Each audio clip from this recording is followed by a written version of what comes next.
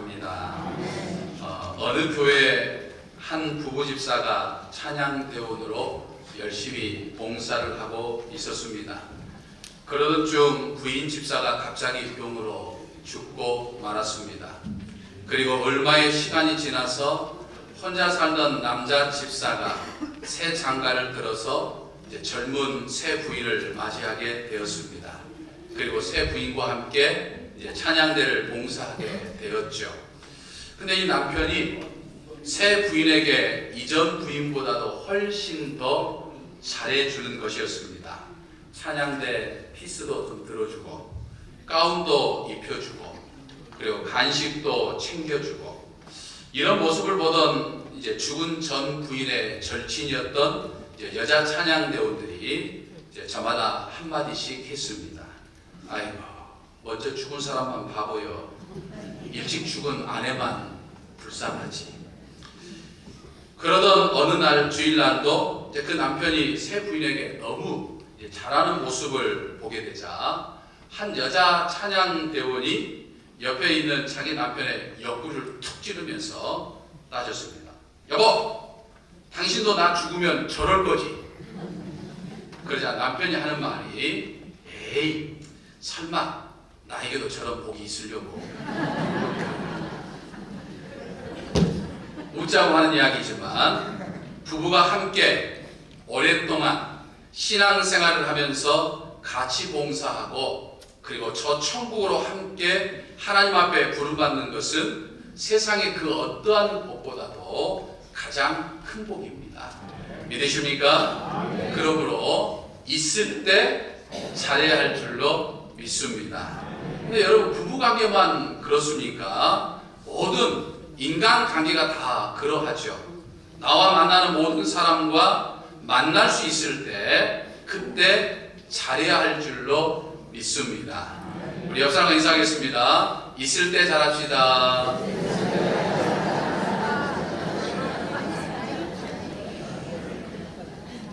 오늘은 종교개혁 501주년이 되는 해입니다.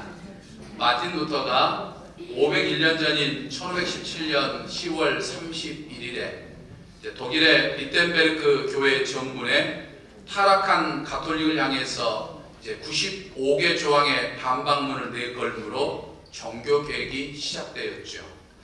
가톨릭의 탄압으로 오늘날의 개신교회가 태동하게 되었습니다.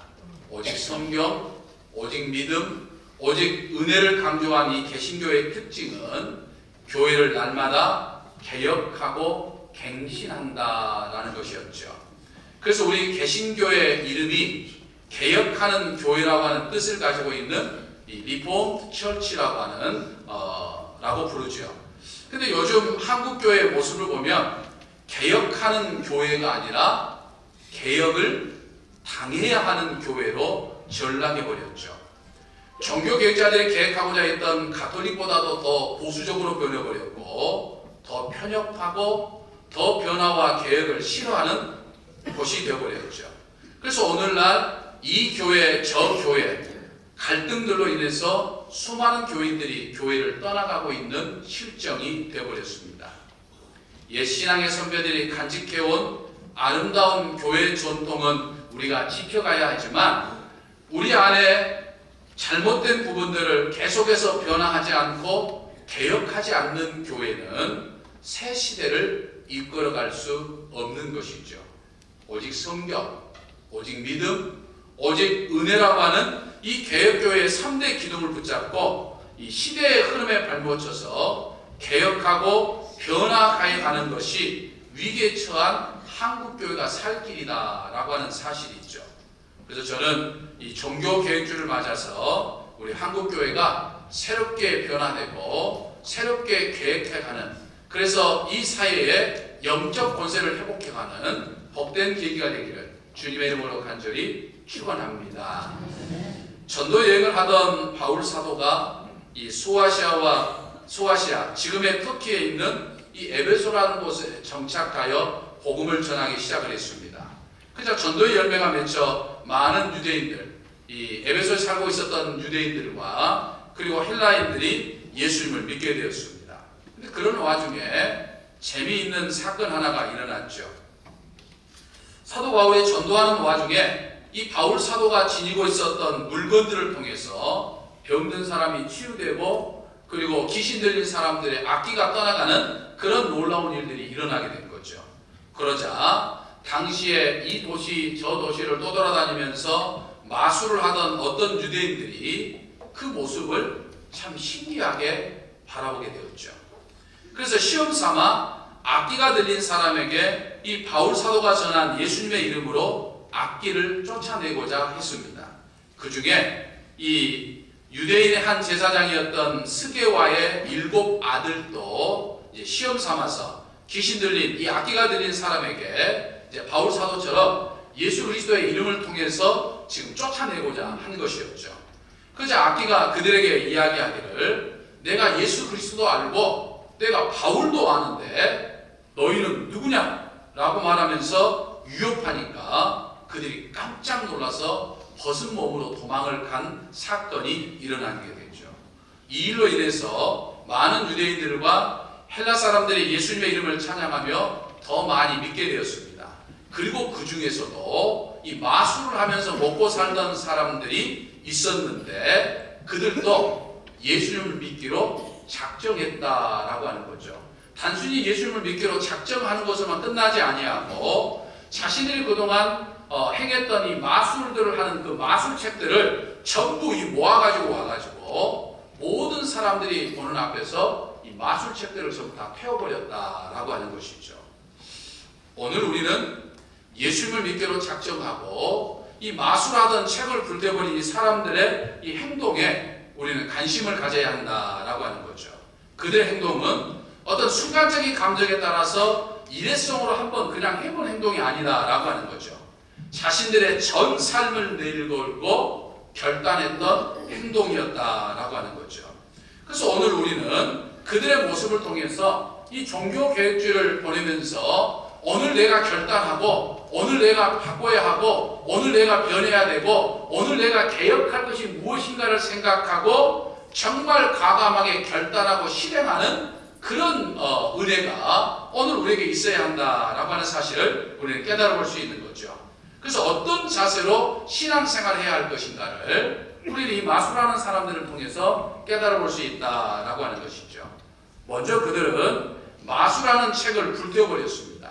그들이 마술하는 책을 불태워버렸다고 하는 것은 자신들의 생활의 근간이 되는 이 마술, 자신들이 먹고 살기 위해서 행했던 이 마술과 완전히 인연을 끊어버린다라고 하는 과감한 결단이 담겨져 있는 거죠. 다시 말하면 그들의 밥벌이를 정리해버린 거예요. 그 당시는 지금처럼 인쇄술이 발달해가지고 대량의 책을 찍어내던 시대가 아니었죠. 당시의 책은 사람들이 일일이 손으로 써서 만들어야 했습니다. 그렇기 때문에 당시의 책은 지금과는 달리 굉장히 가격이 비싸고 흔치 않고 귀한 것들이었죠. 아무나 책을 소유할 수 있는 그런 시대가 아니었다는 거죠. 19절에 보면 책의 값어치가 은 5만이라 이렇게 이야기를 합니다. 그러니까 당시 이 화폐 가치로 이야기를 하니까 얼른 우리가 지금 어느 정도 가치인지 생각해 볼 수 없지만 한번 정리해 보면 당시 어른들의 하루 일당이 은 한 양이었으니까 은 5만은 한 사람이 5만일 동안 일해야만 벌 수 있는 액수였습니다. 그러니까 오늘날 돈으로 치면 우리가 만일 하루 임금을 최저로 잡고 5만 원이라고 가정했을 때 은 5만은 얼마가 되겠습니까? 이런 거로 계산해 보셔야 치매가 안 걸려요. 얼마겠습니까? 저는 미리 계산해 가지고 왔어요. 25억입니다. 어마어마한 돈이죠. 오늘날도 25억 돈이니까. 물론 한 사람이 아니고 많은 마술 하는 사람들이 모여서 태웠다고 그랬으니까 뭐 10명이 모였다고 하면 2억 5천 정도 되는 것이고요. 뭐 100명이 모였다고 한다면 2,500만 원 정도 되는 엄청난 이 가격들을 가지고 있는 이 책들을 지금 태워버렸다라고 하는 거죠. 이제는 자신들이 먹고 살기 위해서 행했던 마술을 하지 않겠다. 마술을 의지하지 않고 이제는 내가 예수님만 바라보며 살겠다라고 그렇게 지금 각오를 밝힌 거죠. 사랑하는 성도 여러분, 예수를 믿는 오늘 우리에게도 이런 자세가 필요하다라고 하는 거죠. 내가 신앙생활 한다고 하는 것은 나를 보는 것이 아니라 주님을 보는 것이죠. 내가 신앙생활 한다고 하는 것은 나를 드러내는 것이 아니라 주님을 드러내는 거예요. 내 뜻과 내 생각과 내 임의대로 하는 것이 아니고 주의 말씀대로만 살겠습니다 라고 다짐하고 실행하는 것이 바로 예수님을 믿는 신앙생활이다 라고 하는 것이죠. 그런데 우리는 일상생활 속에서 정말 예수님의 뜻을 드러내기보다는 내 뜻을 드러낼 때가 많았죠. 예수님의 말씀대로 순종하기보다는 내 감정과 내 기분을 내세울 때가 얼마나 많은지 몰라요. 정말 우리가 예수님을 믿는다고 하는 것은 그런 것들을 과감하게 끊어버린다고 하는 것을 의미한다라고 하는 것이죠. 절대적으로 예수님을 의지하며 살겠습니다라고 하는 그런 각오를. 비행기를 운전하는 이 파일럿들 가운데 특별히 비행기를 특출나게 조종을 잘하는 그런 어떤 베스트 파일럿들이 있다고 해요. 근데 의외로 그런 어떤 비행 조종을 잘하는 이 숙달된 파일럿들 중에서 뜻밖의 비행 중에 사고로 죽는 경우가 종종 발생을 한다고 합니다.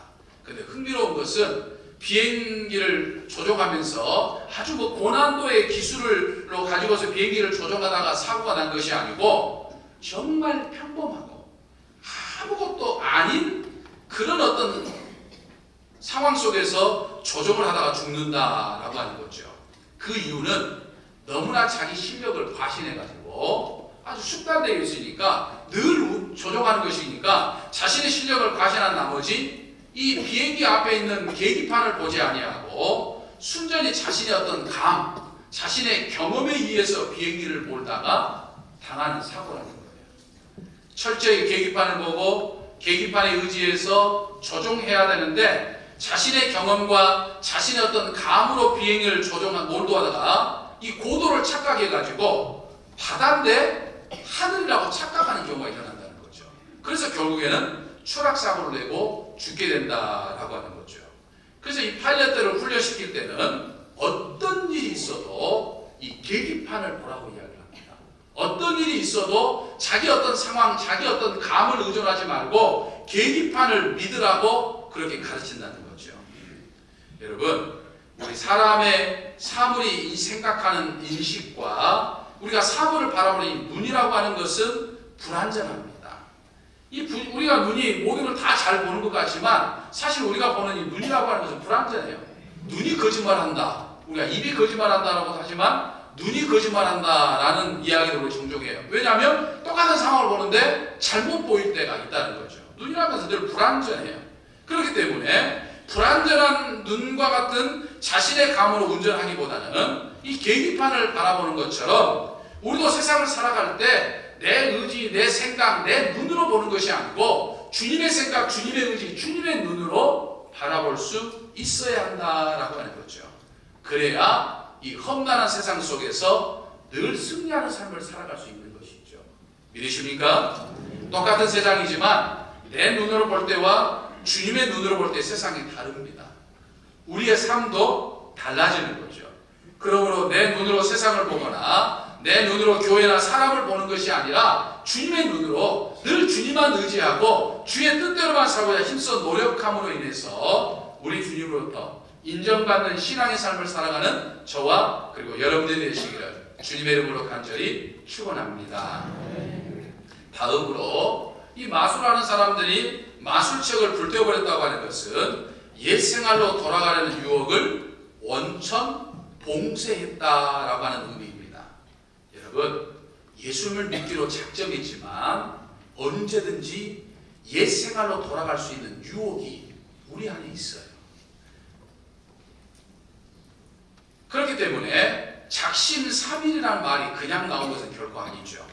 그래서 그들이 이 마술책을 불태워버렸다고 하는 것은 세상에 살면서 힘들고 어려운 일이 있으면 보기가 시원치 않으면 다시 마술을 하고자 하는 그런 유혹이 생길 수 있으니까 그 유혹을 아예 원천 봉쇄해버리겠다라고 하는 이 가담한 결단력을 보여주고 있는 거죠.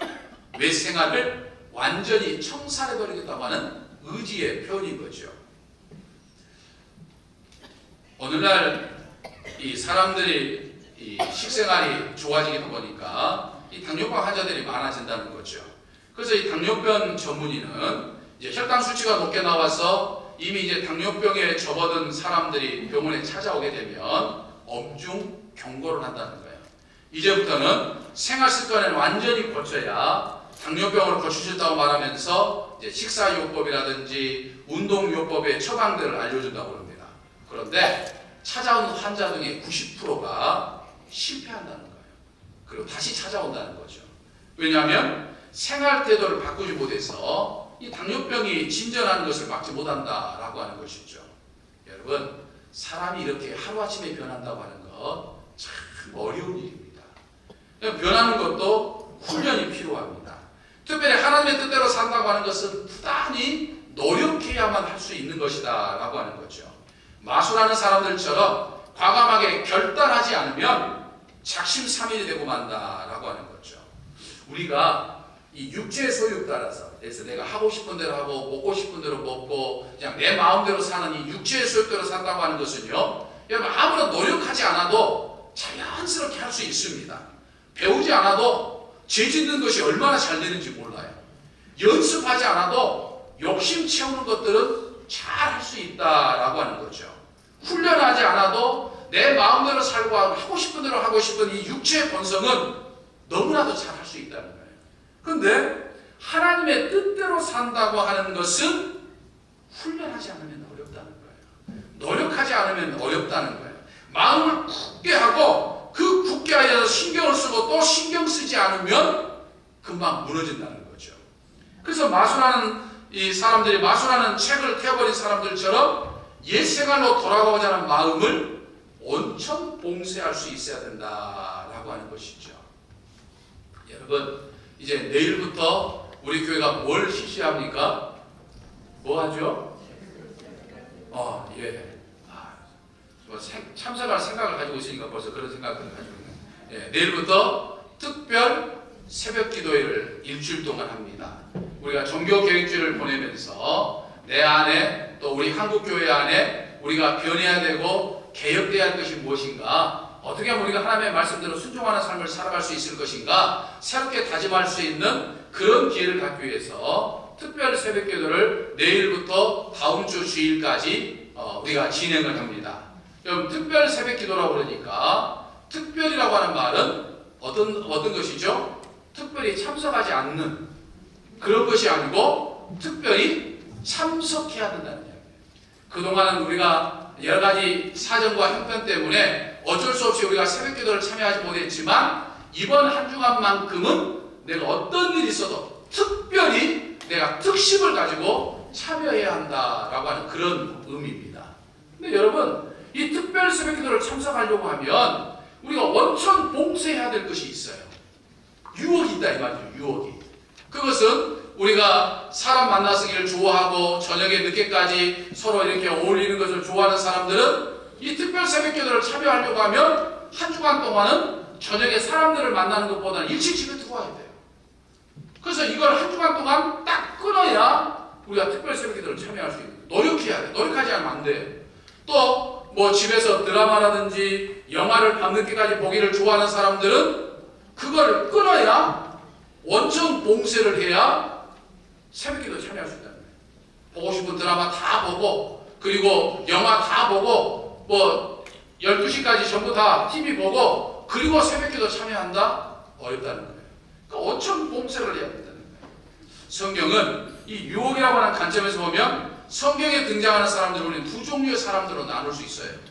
한 종류의 사람은 유혹에 무릎을 꿇는 사람들의 이야기이고 한 종류의 사람들은 유혹을 물리쳐 이긴 사람들의 이야기로 나눌 수 있다라고 하는 거죠. 그러니까 모든 사람들은 세상에 살면서 각가지 유혹을 받습니다. 여러분, 유혹 받는다고 하는 것 자체는 죄가 아니에요. 예수님도 유혹을 받으셨어요.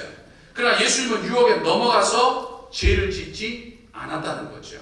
그러니까 유혹에 넘어가는 것은 죄고 유혹에 굴복하는 것도 죄라는 거죠. 삼손은 유혹에 굴복해서 죄를 지었지만 다니엘은 유혹에 넘어가지 않아서 신앙을 지켰죠. 다윗은 바세바의 유혹에 넘어가서 죄를 지었지만 요셉은 유혹을 이김으로 인해서 죄를 짓지 않았죠. 그러니까 유혹은 피할 수 있는 것이 아니라 싸워서 이겨야만 하는 것이에요. 물리쳐야만 하는 거예요. 그럴 때 우리를 유혹하는 마귀에 맞서서 우리가 싸워 유혹을 이길 수 있어야 되는 거죠. 그래서 성경은 그런즉 너희는 하나님께 순복할지어다 마귀를 대적하라 그리하면 너희를 피하리라고 말합니다. 하나님을 가까이 하면 마귀가 우리를 피할 것이지만 우리가 마귀를 가까이 하면 하나님과 나 사이가 멀어지게 되는 거죠. 여러분, 마귀는 우리의 밥입니다. 믿으십니까? 하나님과 가까이 하면 마귀는 나의 밥이에요. 그러니까 마귀의 유혹에 우리는 이겨낼 수 있어야 된다라고 하는 것이죠. 그래서 유혹에 넘어갈 수 있는 것들을 온천 봉쇄함으로 인해서 하나님 앞에 신실한 믿음의 삶을 살고자 노력하는 저와 여러분이 되시기를 주님의 이름으로 간절히 축원합니다. 마지막으로 그들이 당시 마술책이 비싼 값임에도 불구하고 그들이 아끼지 않았다고 불태웠다는 사실에 다시 한번 우리는 주목해야 합니다. 다시 말해서 그들은 예수님을 믿기 위해서 뭘 했습니까? 물질까지 손해보는 것을 감수했다라고 하는 거예요. 이미 살펴본 것처럼 은 원 아니면 우리 돈으로 약 25억 원이라는 엄청난 돈이죠. 그 엄청난 값어치를 예수님을 믿기 위해서 손해를 봤다 이 말이에요. 출혈을 감수했다라고 하는 거예요. 사랑하는 성도 여러분, 이것이 바로 믿음입니다. 내가 예수님을 구주로 고백하고 믿음 생활을 시작하면서 달라지는 것 중에 하나는 믿음을 위해서라고 하면 물질적인 손해까지도 감수할 수 있어야 됩니다. 오늘 내 믿음의 상태가, 내 믿음의 깊이가 어느 정도까지냐라고 할 수 있는 것을 우리가 몇 가지로 판단해 볼 수 있는 가운데 하나가 바로 그런 것이죠. 내가 정말 예수님을 믿기 위해서 내가 신앙생활하면서 내가 교회에서 헌신하고 봉사하면서 내가 얼마만큼 물질을 손해볼 수 있느냐라고 하는 것을 보면 내 믿음의 깊이를 우리가 측량해 볼 수 있다라고 하는 거죠. 그럼 물질만 그렇습니까? 우리의 시간도 있고 우리의 몸의 헌신도 있고, 그러니까 믿음이 깊어질수록 내가 예수를 믿기 위해서라면 믿음의 손해를 물질의 손해를 볼 수 있을 뿐만 아니라 심지어 내 생명까지도 내어놓을 수 있는 것이죠. 사도 바울은 예수를 믿는 것 때문에 순교당하는 자기의 생명까지 내어놨잖아요. 오늘 여러분들이 이 자리에 있는 것도 여러분들의 시간을 지금 내어놓은 거 아니겠습니까? 여러분들이 바쁘고 분주한 가운데서도 내가 주일을 지킨다고 하는 거, 내 시간을 들여야만 이 자리에 있을 수 있는 거예요. 그러니까 예수를 믿는다고 하는 것은 때로는 물질로, 때로는 시간으로, 때로는 내 생명까지도 손해볼 수 있는 것이죠. 그렇기 때문에 마술로 먹고 사는 사람들이 25억이나 되는 책들을, 자신들의 앞으로 생계가 되는 책들을 가감하게 아낌없이 불살라버린 거죠. 여러분 생각해보면 정말 아깝지요. 돈을 생각하면 정말 아깝지만 여러분 25억을 버리고 천국에 들어가는 것이 25억을 가지고 지옥에 가는 것보다 낫다라고 하는 거예요. 믿으십니까? 우리가 내가 가지고 있는 것들, 내가 원하는 것들을 갖고 내가 지옥불에 들어가는 것보다는 그걸 버리고서라도 천국에 들어가는 것이 더 복된 것이다 라고 하는 거죠. 그래서 예수님은 너희 오른손이 너를 범죄하거든 차라리 잘라버려라. 오른손이 없이 천국에 들어가는 것이 몸이 온전히 성하여서 지옥에 들어가는 것보다 낫다. 이렇게 말씀한 것 아니겠습니까? 사랑하는 성도 여러분, 꼭 기억하시기를 바랍니다. 믿음을 위해서라고 한다면, 예수님을 위해서라고 한다면, 교회를 위해서라고 한다면 기꺼이 내가 손해볼 수 있다라고 하는 사실을 우리는 생각해야 되는 거죠. 이것이 믿음대로 사는 삶이고 이게 신앙의 F협입니다. 근데 여러분 여기서 우리가 생각해야 할 것은 우리가 그런 어떤 손해를 보는 것이 결코 손해를 보는 것은 아니다라고 하는 것을 우리는 기억해야 합니다. 그것 자체도 손해가 아니지만 내가 믿음을 위해서 그런 손해를 감수한다고 한다면 우리 하나님은요, 모든 걸 주기를 원하시는 하나님은 결코 나로 하여금 손해로 끝나게 하지 않으십니다. 믿으십니까? 하나님은 더 큰 것으로 반드시 갚아주실 분이다 라고 하는 것이죠. 그렇기 때문에 우리는 손해를 보는 것이 결코 아니다 라고 하는 거죠. 이 신앙의 신비를 우리는 늘 체험해야 된다는 것이다 라고 하는 거죠. 그렇기 때문에 오늘 여러분들이 이 자리에 와서 하나님 앞에 예배를 드리는 것은 세상 사람들이 받았을 때는 헛된 일을 하는 것 같고 또 사람들이 봤을 때는 이게 시간을 소비하는 것이고 손해를 보는 것 같지만 오히려 여러분들이 이 시간을 하나님 앞에 투자하는 것이에요. 우리의 영생의 삶을 위해서 투자하는 것이에요. 믿으십니까? 바로 그런 삶을 살 때 하나님은 나에게 더 큰 것으로 축복하여 주신다라고 하는 사실을 깨닫고 오늘도 하나님을 위해서, 교회를 위해서 우리가 믿음의 삶을 살면서 때로는 물질로, 때로는 시간으로, 때로는 내 몸으로 헌신하고 손해범으로 인해서 하나님께서 더 큰 것으로 채워주시는 축복을 경험해서 하는 저와 그리고 여러분들이 되시기를 주님의 이름으로 간절히 축원합니다. 기도하겠습니다. 사랑의 아버지 하나님, 신앙의 삶이란 희생이 없이는 어렵다고 하는 사실을 저희들은 너무나도 잘 압니다. 물질의 희생, 시간의 희생, 몸이 희생이 있어야 함을 압니다. 그런데 생각해보면 처음부터 그것들은 저희 것이 아니었습니다. 하나님이 저에게 주신 것이었습니다. 근데 저희들은 희생한다고 생각했습니다. 저희 어리석은 생각을 깨우쳐 주시고 저희가 희생이라고 생각하는 희생이 오히려 하나님으로부터 더 큰 은혜를 받는 투자이고 또 더 큰 축복을 받는 마중물이 된다고 하는 사실을 깨닫게 하여 주시옵소서. 우리 주 예수 그리스도 이름으로 기도하옵나이다. 아멘.